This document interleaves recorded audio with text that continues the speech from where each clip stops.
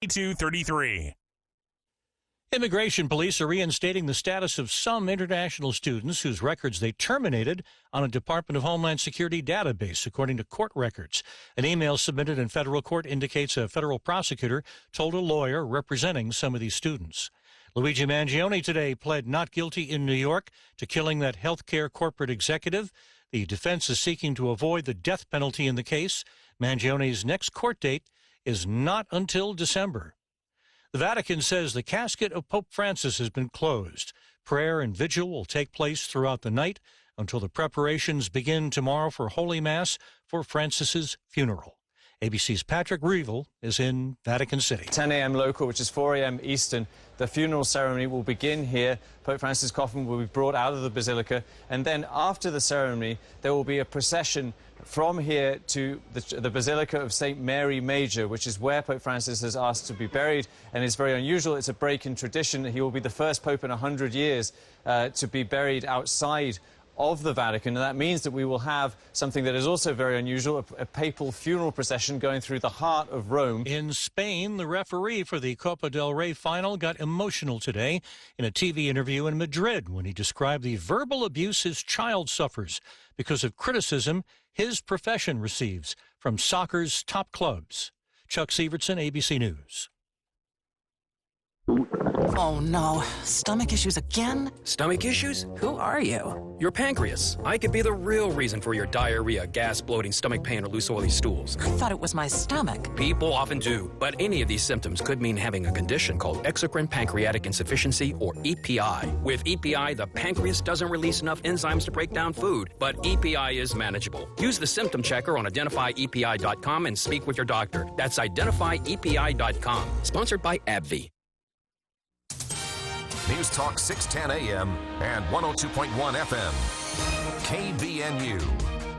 4:05 now, and with your KBNU News update, I'm Will Theoray. Well, Utah Governor Spencer Cox has declared a state of emergency in 17 counties due to worsening drought conditions, with nearly half of the state now experiencing severe or extreme drought. Cox issued the drought executive order yesterday following new stream flow forecasts and also noting rising temperatures that have raised concerns across multiple counties. Now, according to state officials, 42% of Utah is currently experiencing severe drought, while 4% is facing extreme drought conditions. Now, the counties affected by the declaration are mainly in the southern part of the state, all the way up to Tooele. Now, the declaration follows a recent meeting between the governor's office and the Drought Response Committee, which had recommended the governor issue the executive order. Now, while Utah's statewide snowpack peaked at a normal 14.3 inches on March 23rd, the governor's office noted that snowpack levels in southwestern Utah only reached about 44% of normal. Now, this is the first drought executive order issued by the governor since April of 2022, when 65% of the state was classified under extreme drought and more than 99% was in severe drought. Well, the anti-human trafficking nonprofit organization known as Operation Underground Railroad has announced it has a new CEO, the third one in 3 years. Tammy Lee took over in February of 2024 after multiple women had filed lawsuits against the company's founder and former CEO, Tim Ballard. Now, they had accused him of sexual misconduct. Now, the nonprofit was also named in the lawsuits. The female accusers are also former employees of OUR, and their lawsuits are pending. Now, the nonprofit permanently separated from Ballard after the accusations were made, and OUR has not explained why Lee is no longer with the nonprofit. Now, they did release a statement, though, saying that Tammy Lee had helped guide OUR's rescue through a time of transition and had brought renewed focus to their mission. They went on to say that Derek Benner, who has been appointed now as CEO, has been serving in senior leadership and overseeing the mission operations and survivor care.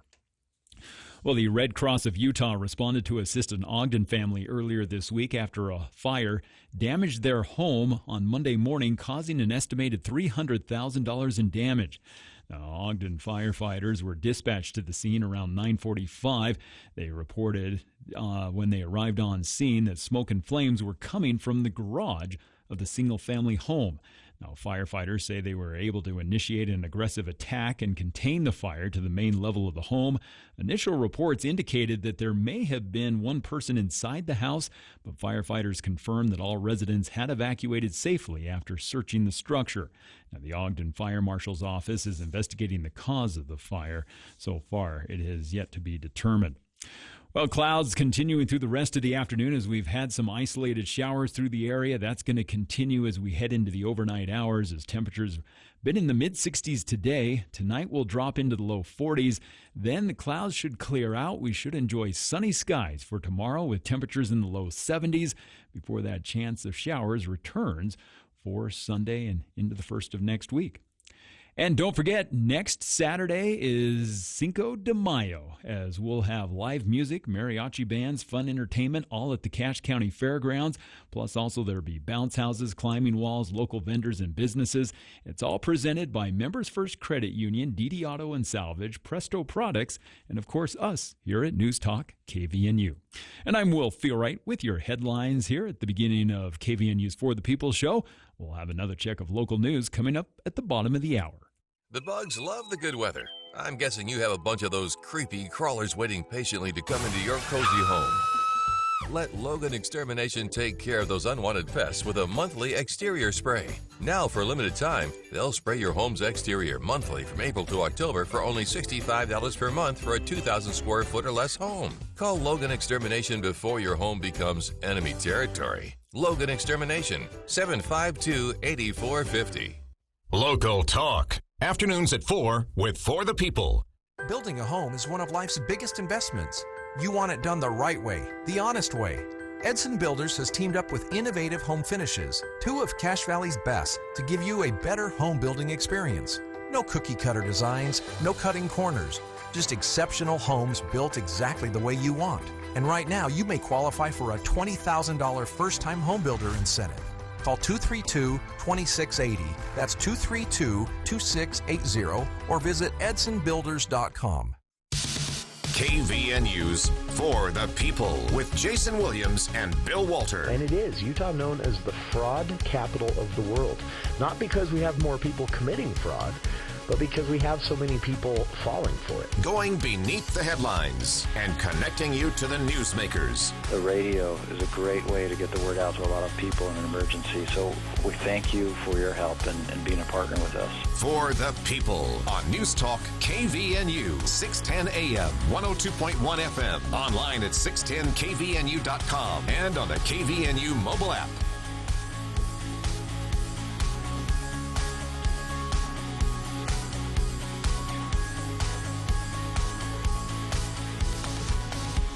Welcome to KVNU's For the People. It is Friday. Kind of a bit cloudy and overcast, though warmer than yesterday, Friday afternoon. Hope everyone's having a good day. Thank you for tuning in. For the People movie show coming up at 5 o'clock with Andy Morgan. He actually might join us a bit early today. He said he was going to skip out of work a bit early today. So that's coming up later on in our afternoon programming here. Also, a special guest joining us here at the start of the show to talk about a big announcement from Cache County earlier today. Before we get to that, just got word from a listener. Appreciate listeners sending these tips in, by the way, but just got word from a listener that the road between 4th East and 5th East on 400 North, busy stretch of road this time of day. So 400 North from 4th East to 5th East is currently closed, according to a listener who also sent in a photo of an accident that appears to involve a sheriff's deputy truck. No details on this, but if you're headed to that stretch of road and there's an alternate route, now's your chance to take it. So 400 North from 4th East to 5th East is currently blocked as crews remove those vehicles in that accident. So, and appreciate a listener sending that in just a few minutes before we started here today. So, all right, moving right into the show, we have a very special guest joining us by phone, a member of the Cache County Council, no less, to talk about a big announcement from the county today. Press release went out a couple of hours ago, and joining us right now from the Cache County Council, Councilmember Kathryn Bues. And Kathryn, appreciate taking some time for KVNU today. I thought about how to set this up, and I decided I'm not even going to try to explain why this is such a big deal, but this is going to be welcome news to a lot of people at the south end of the valley that have been concerned about some things that are happening. But also, this is a kind of a big statement about what the county can do as far as our long-term planning when it comes to open space. So tell us what the announcement was and how it came to be. Of course. Thank you. Thank you, Jason. Thank you for having me. I really appreciate you taking the time for this. Our pleasure.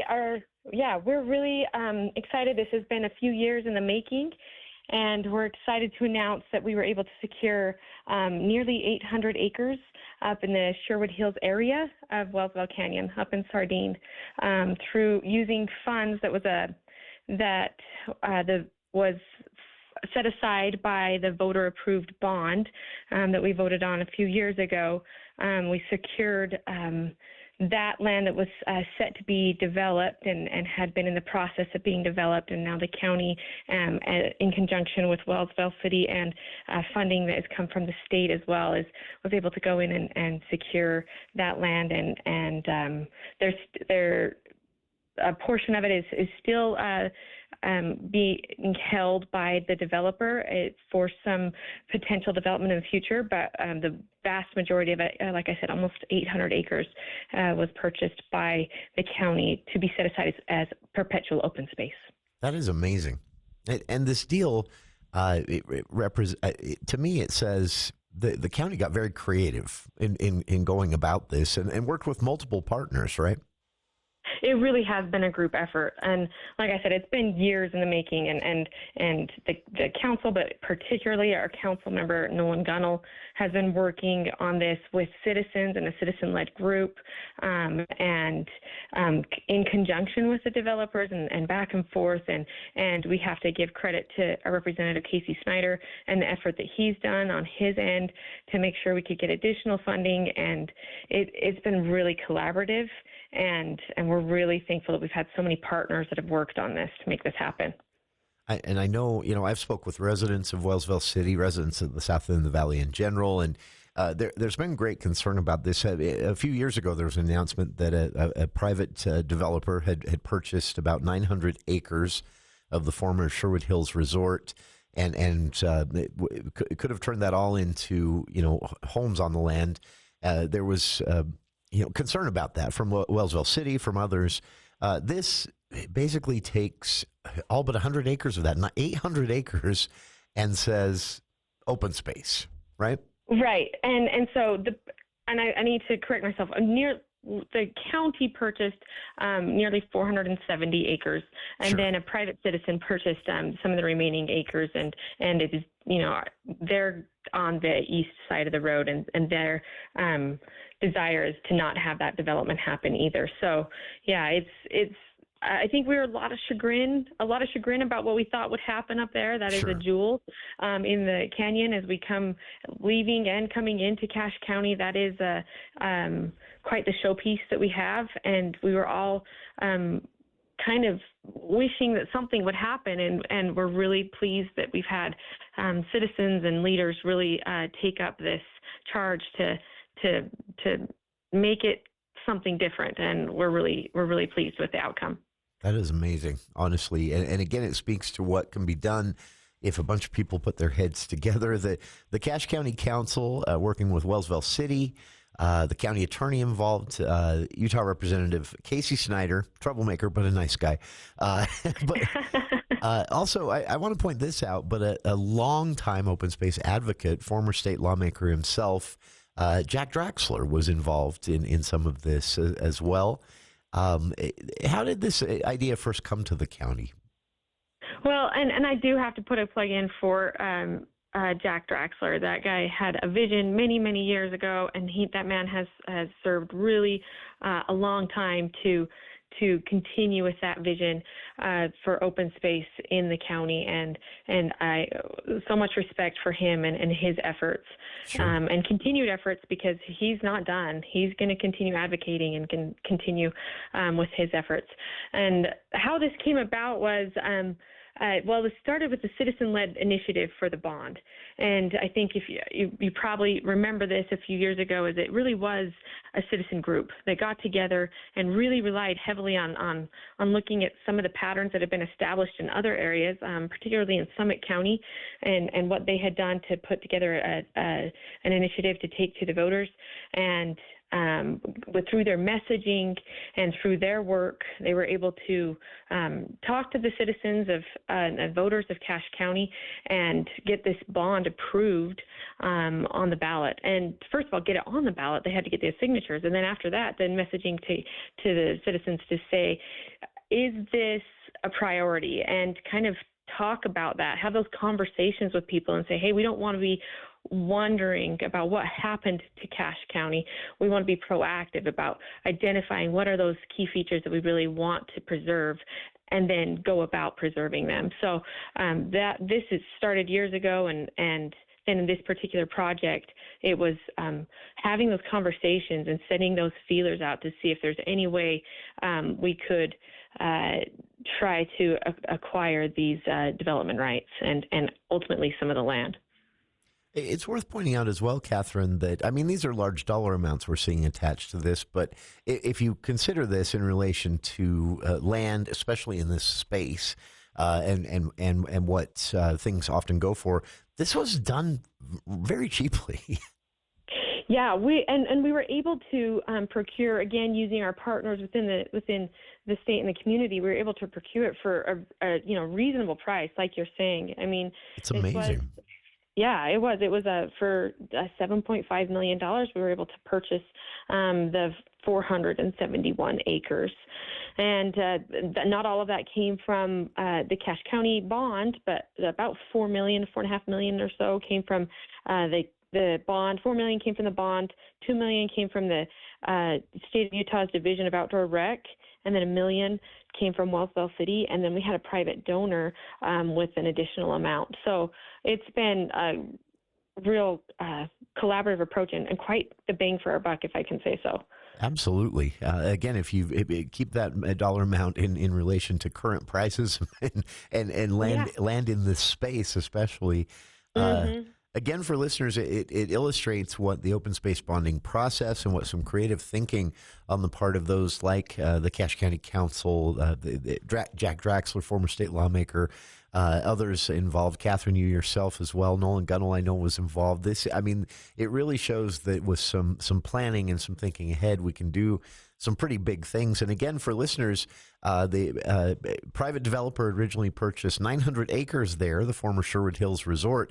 All but 105 acres of that have now been set aside for open space, both through the county purchasing areas, the more scenic areas, and a private purchaser for another 300-acre parcel. Both will be set aside for open space.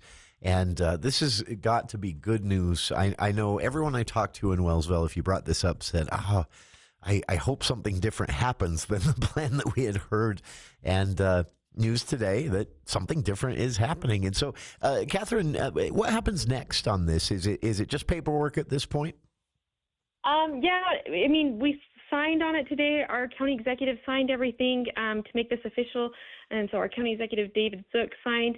So now, we are the owners of a portion of that land, like I said, and we now have been encouraged to put some grant requests in to the State of Utah Division of Outdoor Rec get some. We want to see some trails. We want to see us have a chance to use this land. Like our intent is to have this be an accessible parcel to the people, and so we're going to again look to optimize our funds by going to multiple resources to and I'm confident in the abilities of the leadership we have at the county, with our county executive, David Zook, and our staff to be able to go after that funding. And I'm really excited to see what's going to happen over the course. It's going to be a process. It's going to be years, but I'm really excited to see what we're going to come up with for our use for the residents of the county.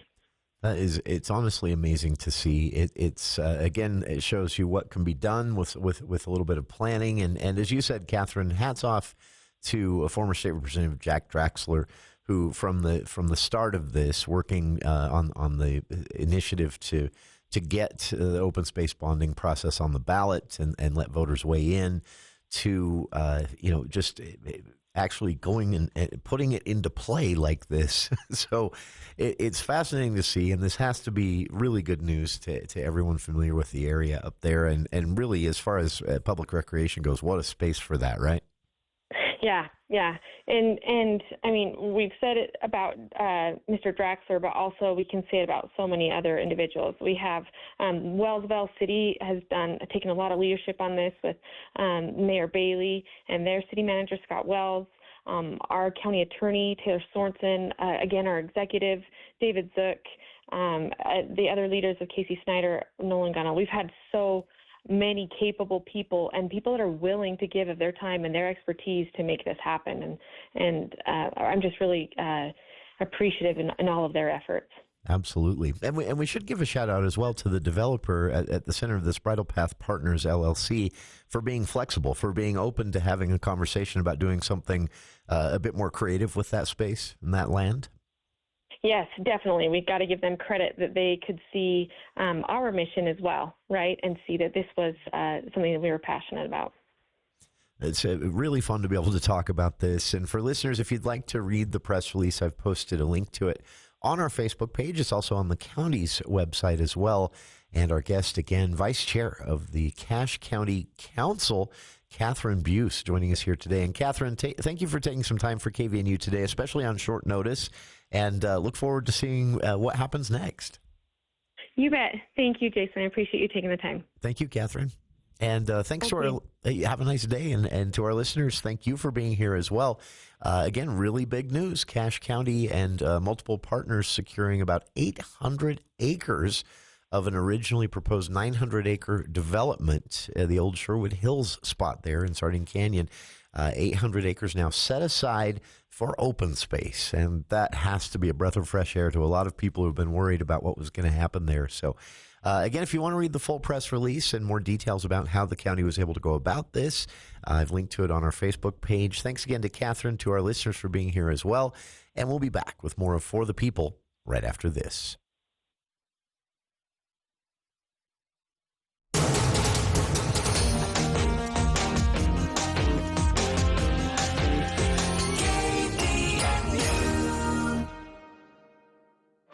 It's true, many of us spend more time thinking about what's for dinner than thinking about retirement. But if you think your retirement needs deserve more attention, we agree, and we like to help. We're Edward Jones. Together, we'll give your long-term retirement strategy the attention it deserves. Stop by your local Edward Jones office, one of 11 locations in Cache Valley. Edward Jones, making sense of investing. Member SIPC. This is Jordan with Primrose Home Care and Hospice, and I'm here with Barbara. Barbara, how did you become acquainted with Primrose? I had been trying to get another company to come and help me, and I had waited about 2 weeks, and I needed a bath. My neighbor suggested that she would make a few phone calls, and that very afternoon, Mark Stokes was sitting in my front room, and he said, "What do you need?" Primrose Home Care and Hospice. We're your home team. This is Richard Broadbent of Broadbent Financial Services. Are you a business owner providing health insurance for 5 to 9 employees? The state of Utah has made changes to health insurance that could cost you thousands of dollars. In order to save your company this expense, call us prior to May 15th. At Broadbent Financial Services, we can save employers up to $1,000 per family per month. To avoid this added expense, you must begin the process by May 15th. This change will cost you additional money unless you act now. Call us at Broadbent Financial Services, 752-7200. That's 752-7200. Broadbent Financial Services, the voice of choice. The Above and Beyond Salute. Hello, this is Paul. Paul Hansen, this is Will Feelright. Someone reached out to us and said, with baseball season coming up, we need to recognize the man who dedicates his life to being the voice of the Smithfield Blue Sox. How many years have you been calling their games? For about 10, but I've been around there for about 60, so it's fun to do, and it was my dad's passion that turned into mine. We thought we'd treat you to free lunch over at Firehouse Subs. They're right in front of Al's Sporting Goods. And I love that place. Thank you very much. The Above and Beyond Salute on News Talk KVNU.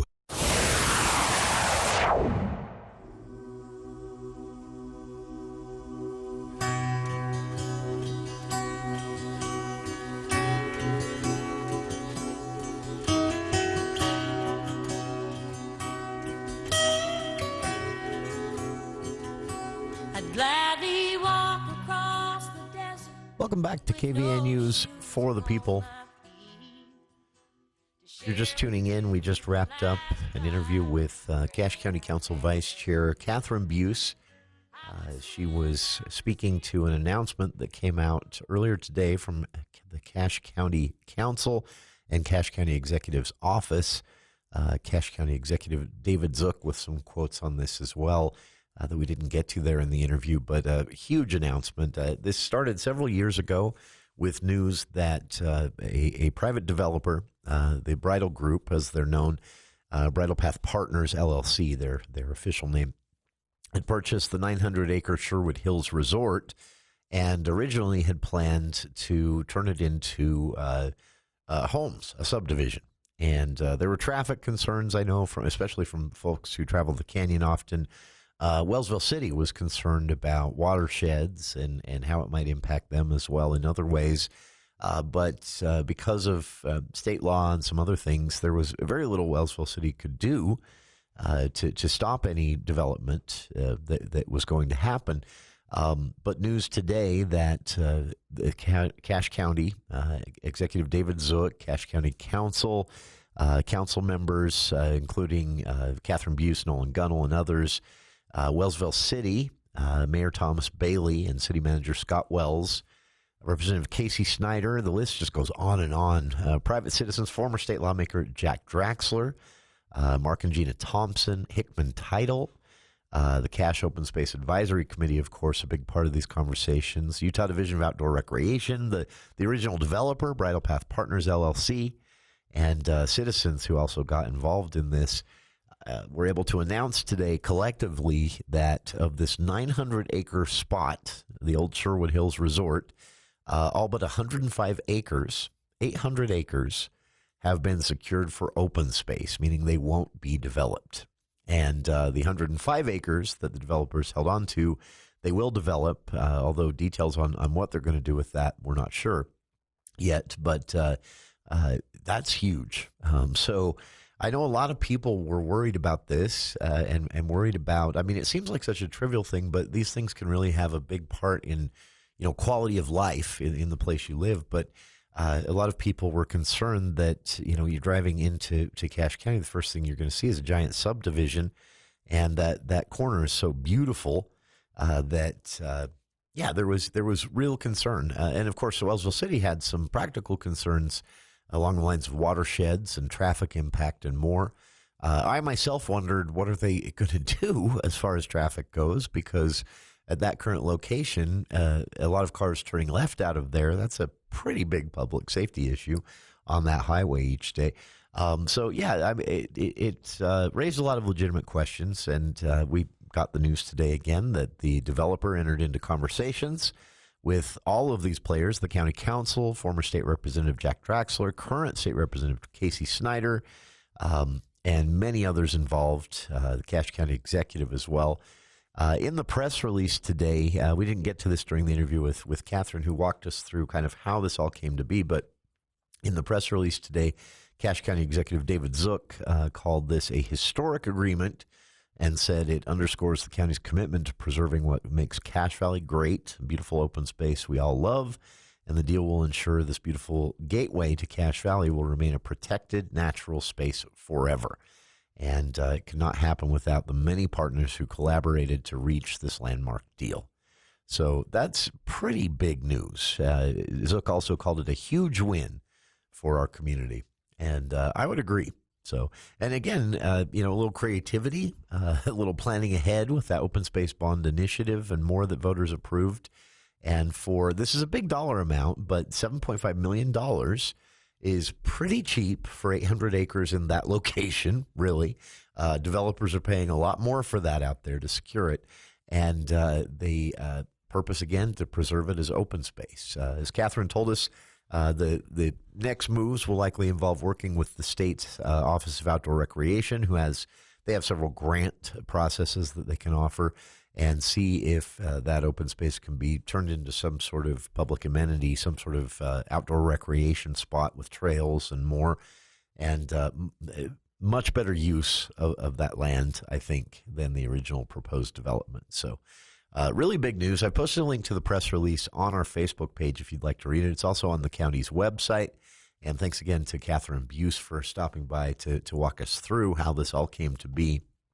And coming up next week, we'll also sit down with Wellsville city leaders and possibly the county executive joining them as well to talk about what this means for Wellsville City going ahead and what their concerns were in the first place. So stay tuned for that next week. All right. Coming up, the For the People movie show starting a little bit early this week with Andy Morgan deciding to leave work early. He's going to be joining us in a few minutes.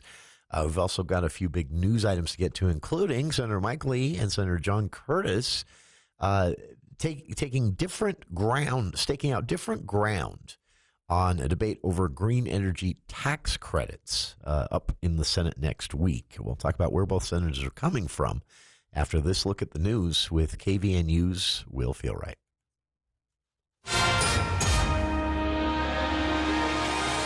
Well, thank you, Jason. With the scheduled retirement of Cache County Fire Chief Rod Hammer looming, the Cache County Council appointed his replacement this week during their regular meeting Tuesday night. Now, Brady George will assume his new duties with the County Fire District as of July 1st. County Executive David Zook told council members Tuesday night that he didn't think there was a way to ever find somebody as good as Chief Hammer, but he noted that Brady George was the next best thing. Now, after reviewing George's biography and on Zook's positive recommendation, the council members unanimously approved George as the new fire chief for the County Fire District. 27 years of experience in the firefighting field, George comes to Cache County from the City Fire Department of Meridian, Idaho, where he had previously been employed as the Chief of Training since October 2023.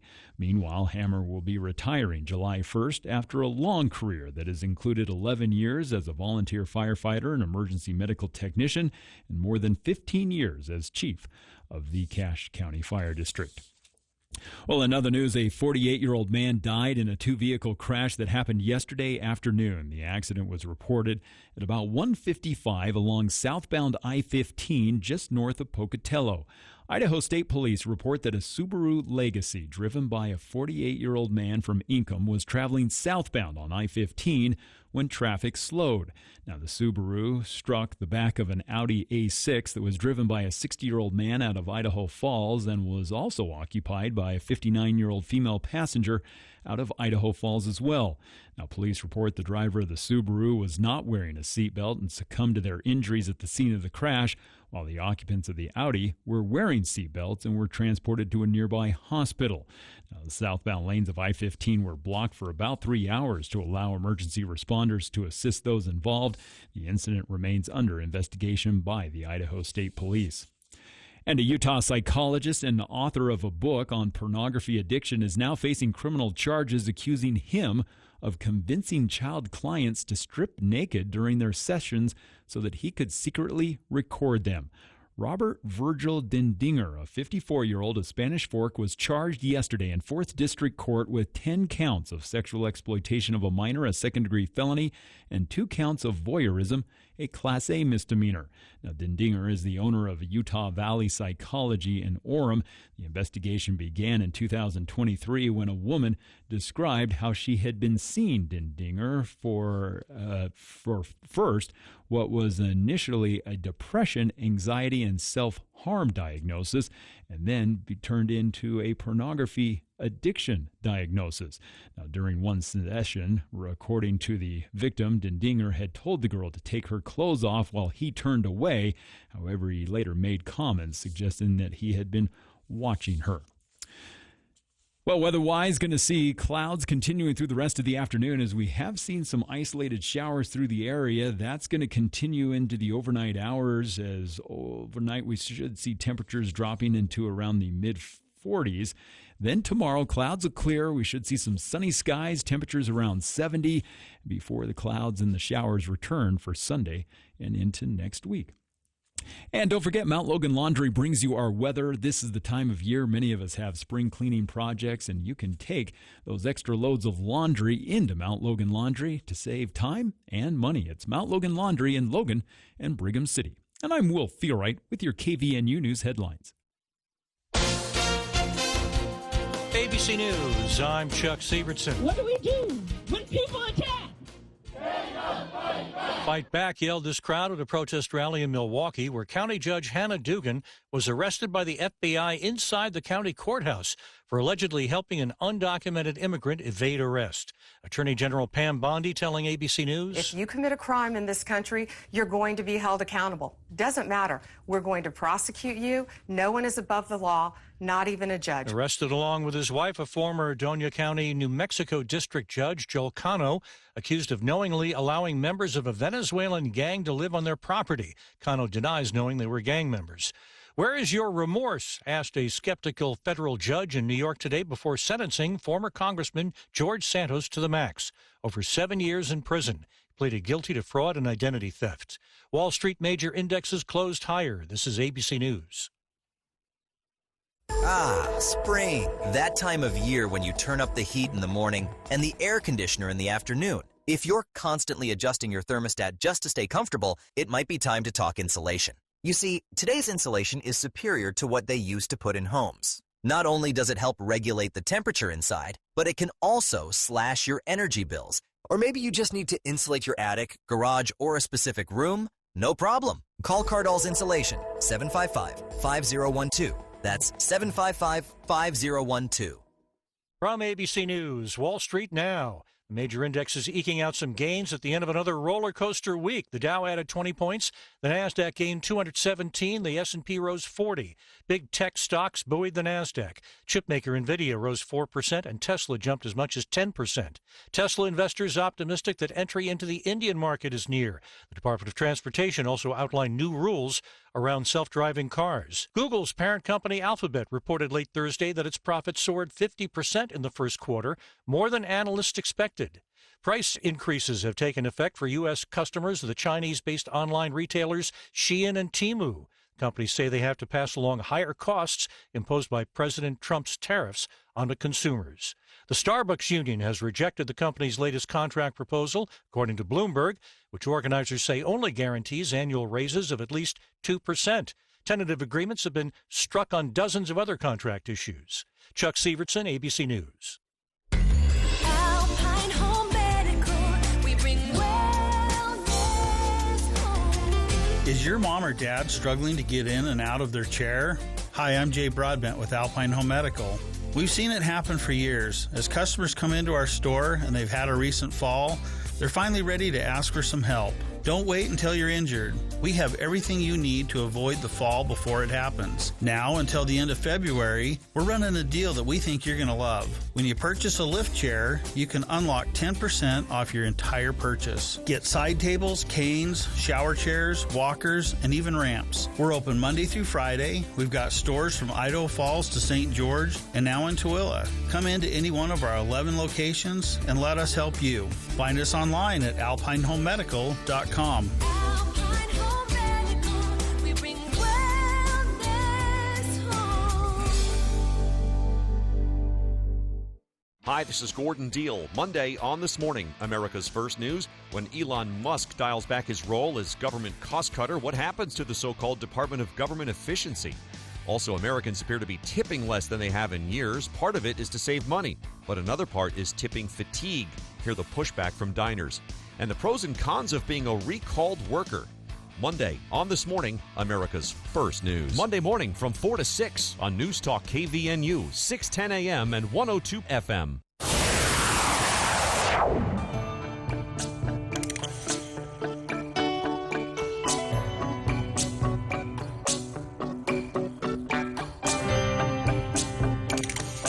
Welcome back to KVNU's For the People. In the coming days, well, probably weeks, Senate and House Republicans are going to be discussing what is planned to be a massive tax reconciliation bill. Reconciliation means you've got disagreement between the Republican majority in the House and the Republican majority in the Senate. They couldn't really work this out in the normal legislative process. So what they do is they enter a reconciliation process, which means they get to sit down and talk in more detail outside of written legislation, not behind closed doors or anything like that, but they aren't confined by the language of a bill. And then they write the bill based on those reconciliation discussions, those reaching agreement literally bit by bit on issue by issue. And one of the big issues that's going to come up is tax incentives for renewable energy projects. These were a big part of the Infrastructure Reinvestment Act, which Senator Mitt Romney from Utah, he was a big part of Senate Republicans and Democrats working together on that one to craft the bill. It was signed into law by President Joe Biden and has been in effect and working its way through our economy and more for a few years now, about 3 years. So the big question is what happens. There's a small faction of Republicans in the House and just a handful of Republicans in the Senate, including Senator Mike Lee, who would like to see a straight-up full repeal of the inflation. Excuse me, I said Infrastructure Reinvestment Act. They're both IRA is where I got confused. We're talking about the Inflation Reduction Act. Mitt Romney was also involved in the Infrastructure Reinvestment Act, but the Inflation Reduction Act. And this was basically a tax package, but it was bipartisan in nature, and that was because Democrats didn't have much of a majority at the time. So it's sort of like Republicans in the Senate now. They have a majority technically, but it's difficult for them to actually make it work in any sort of forceful way because on one or two defections and the bills don't pass. So Democrats were looking at the same situation, so they worked with Republicans closely on the Inflation Reduction Act. And Senator Mike Lee would like to see it completely repealed. His quote in the Deseret News today is lock, stock, and barrel. He doesn't like any of it. Senator John Curtis is urging caution, staking out different grounds. Senator Lee said, I would rather see us pull out of all of the IRA subsidies. I think the minute you start trying to draw perimeter lines around certain projects, it's going to be very difficult to contain the damage. To put that in perspective, well, we've been doing that forever. One of the criticisms I think that's pretty legitimate is we are currently subsidizing oil prices. And have been doing it for about 60 years with tax incentives for fossil fuel energy producers. So the argument from Democrats is if we're going to do it for one, let's do it for everybody. Senator Lee, I think, is kind of missing the mark there with that argument. And there are better arguments for doing away with the subsidies in that, you could say make the argument that they don't work. They don't incentivize what you want to incentivize, which in this case was renewable energy projects. So that's Senator Lee's ground. Senator Curtis is taking a completely different approach to this. And the reason this matters is that both of them could have the opportunity to end up deciding votes. Any Republican senator could end up being a deciding vote in all of this. But Senator Curtis is urging more caution. He said he recently signed a letter warning against full repeal of the Infrastructure Reinvestment Act tax cuts, the subsidies, as Senator Lee calls them. He said doing so would lead to significant disruptions and weaken the United States on the global stage, and we already have some challenges on that front. Conversations on the topic are ongoing. Nothing has been decided at this point, but Senator Curtis is saying, look, whether you ideologically support or oppose trying to speed up the development of renewable energy projects, which is what these tax cuts were intended to do in the Inflation Reduction Act. He said, whether you agree with that or not ideologically, the reality you can't deny, Curtis said, is that the rest of the globe is doing it. And they're getting it the best of us. We've talked about this before. China is just pummeling us with both solar panel and battery manufacturing to the point where we're, at this point, completely left out of the market on this. So that's a lot of manufacturing that could be happening here that isn't. And that's what Curtis is talking about. On the flip side, Senator Lee's argument, to give it some weight, now it's only been a few years, but there is a reasonable argument to be made that these renewable energy tax credits haven't really done a lot. You could say we haven't seen a lot of movement. And, of course, you'd get the response, well, it needs more time. And maybe that's true. I don't know. Not an economist. But so this is a pretty big deal. And again, the reason it's interesting is it's always interesting when you have two senators from the same state on opposite sides of an issue.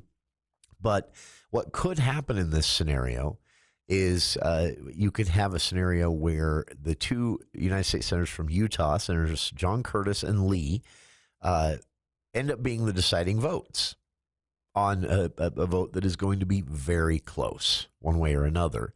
Once the reconciliation process is done, a bill has to pass both chambers still. And so keep an eye on this one. This is going to be really interesting. By the way, if you're curious how these tax incentives work and the way they break down sort of to the kitchen table level, the Deseret News has a great write-up on this where they talk with a woman named Kate Bowman from Vote Solar, a clean energy advocacy group working here in Utah on solar panel installation and education. And she said that regardless of the decision in the reconciliation process, families' utility bills are going up, and they're seeing that investing in renewables individually as households is bringing the utility down. That's a market demand that you would just be foolish to ignore. I agree with that. The average household in Utah, Deseret News says, with these IRA tax cuts would save about $90 a month on electric bills with a switch to solar energy, because the tax cuts not only imply to industry giants that might be looking to develop a big renewable energy project. There were also tax cuts for individual households when it comes to, if possible, for you switching to renewable energies like solar. So, and that has saved on average about $90 a month on electric bills for those who have done it here in Utah.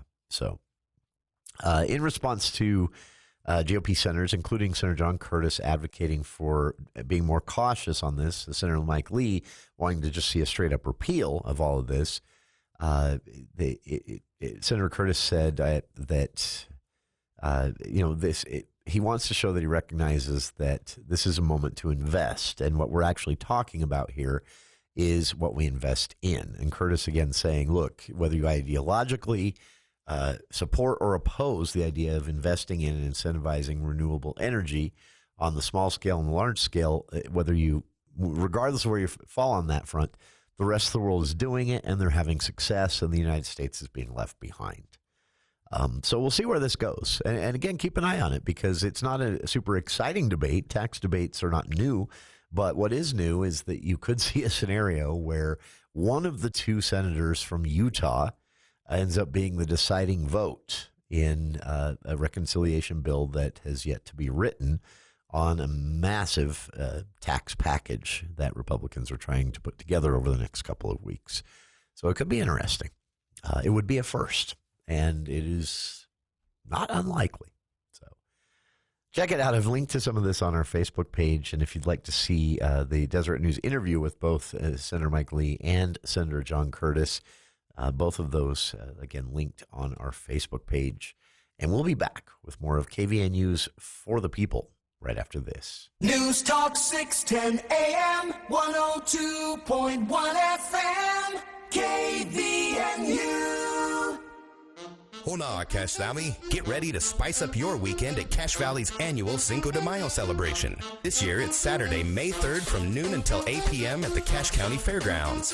Come experience the rhythm of live mariachi bands, the colorful twirls of traditional Mexican folk dancers, and the melody of talented singers that will light up the stage. Craving authentic flavors? Delight in mouth-watering dishes from local favorites, plus incredible Mexican treats. This year's Cinco de Mayo celebration is presented by Members First Credit Union. Large enough to provide the services you need, small enough to provide the service you deserve. Presto Products, now hiring. Apply for a career today at Presto Products in Lewiston. And Didi Auto and Salvage. Didi Auto Salvage gives you the most money for your old metal. Bring the whole family. You'll find bounce houses, climbing walls, a mechanical bull, and traditional Mexican piñatas. Admission is free and everyone is welcome. Cache Valley Cinco de Mayo celebration, Saturday, May 3rd from noon until 8 to the Cache County Fairground. Golfers, make plans now for a great day of golf at the Slough in the Rough Golf Tournament, Friday, May 9th at Logan River Golf Course. Breakfast and registration begins at 8 a.m. with a shotgun start at 9 a.m. followed by lunch and lots of prizes. Gift bags will be available for all participants. The Slough in the Rough Golf Tournament is an event to raise funds benefiting students and teachers through the Logan Schools Foundation. Reserve your foursome a spot and get signed up today online at loganschoolsfoundation.org. Our 100th spring is right around the corner. After a long winter's sleep, the open road is calling. And Murdoch Hyundai can help you take those curves in style. Right now, receive 3.99% for 6 years on the Santa Fe, Tucson, or Elantra. And every new Hyundai comes with America's Best Warranty, a 10-year, 100,000-mile powertrain limited warranty, and owner's assurance. When you walk through our doors, you feel like family. At Murdoch Hyundai in Logan, Linden, and Murray, and online at murdochhyundai.com. Call 888-391-6083 to see dealer for complete details. Offer expires 4/30/25.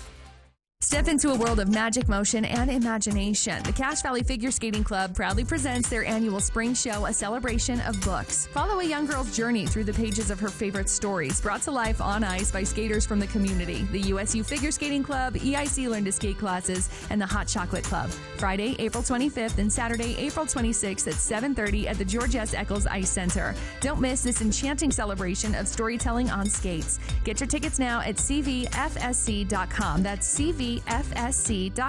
The Above and Beyond Salute. Hello, this is Paul. Paul Hansen, this is Will Feelright. Someone reached out to us and said, with baseball season coming up, we need to recognize the man who dedicates his life to being the voice of the Smithfield Blue Sox. How many years have you been calling their games? For about 10, but I've been around there for about 60, so it's fun to do, and with my dad's passion, it turned into mine. We thought we'd treat you to free lunch over at Firehouse Subs. They're right in front of Al's Sporting Goods. I love that place. Thank you very much. The Above and Beyond Salute on News Talk KVNU.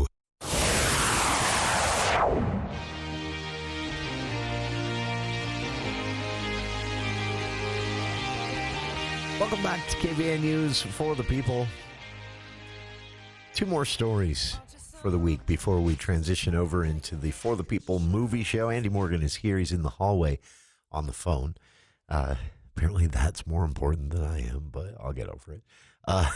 Two stories to wrap up here for you today. Cache County ticked up a little bit in the American Lung Association's State of the Air report for 2025, but not much.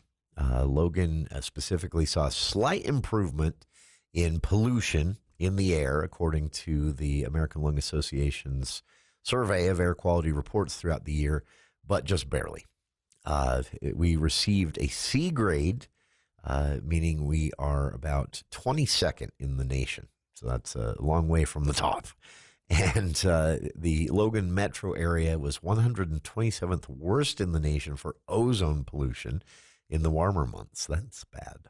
Box Elder County also received a C grade for ozone pollution, but did much better on the wintertime pollutants, molecules in the air that cause cancer and things like that. So bad news, but at least a slight improvement. I don't know. We got to get more serious about that. And the final story for you here. I usually try to not weigh in on these situations in general, but I'm sorry.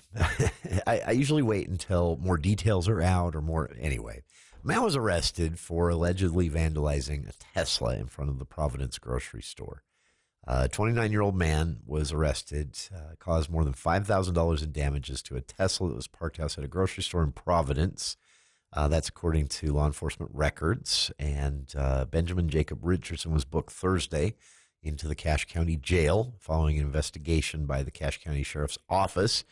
In an interview with KVNU, the alleged victim explained she was buying groceries on April 2nd and parked in a handicapped spot before walking into the store. When she returned to the car, she found someone had keyed both sides of her vehicle. Look, I get it. Elon's irritating. He irritates me. I'm not convinced we have any smart billionaires in this country. Honestly, left or right-leaning politics, I don't care. Every time a billionaire speaks, I think, you've got to be kidding me. You're that person that everyone couldn't stand in the study group in college. They're so confident and so uninformed, right? I get it. He's irritating. Also, one of the things, this is long before he entered into politics, by the way, one of the things that's always irritated me about Elon Musk is that he didn't really invent or make anything. He just bought things, and he was smart about buying things, but he's not a genius, and we're too quick to, I think, equate oodles of money with being smart, and oftentimes, again, they don't appear to be. They're just rich, and you can afford to not be informed, apparently, when you've got that much money. So I get it. I get that he's here, but honestly, the idea, I don't know that that's why this person did this. I don't know that I don't have those details, but if this person keyed a Tesla outside of right outside of the Island Market in Providence, or excuse me, it wasn't the Island Market, the grocery store in Providence, you're damaging someone's private property to make a statement, right? I mean, that apparently is why you would do something like that. And again, I don't know if that's why this person did it, but for the sake of argument, and the timing, I think it's safe to assume, what's the statement you're actually sending? You know, that you have trouble connecting the dots enough to know that keying someone's car is not much of a statement. It just kind of makes you the jerk. Again, this is all alleged, and I don't know that that's what. Maybe these two had some sort of long-running Hatfields and McCoys personal beef. I don't know.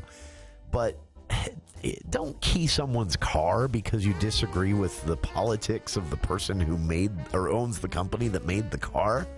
If you're going to do that, you're going to have to key every car probably, because have you ever read about the Ford guy? Just don't key cars, all right? Write letters to the editor.